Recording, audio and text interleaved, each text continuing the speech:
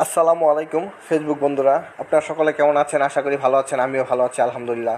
তো আজকে আমরা চলে আসলাম আমাদের বাড়ির পাশে একটি ওয়াল প্রজেক্ট করে রাখছে, আপনার ওয়াল করে প্রজেক্ট করে রাখছে, এটাতে হয়তো ভবিষ্যতে ফ্যাক্টরি করবে, সেই জন্য তো আমরা এখানে চলে আসলাম আম ভর্তা খেতে।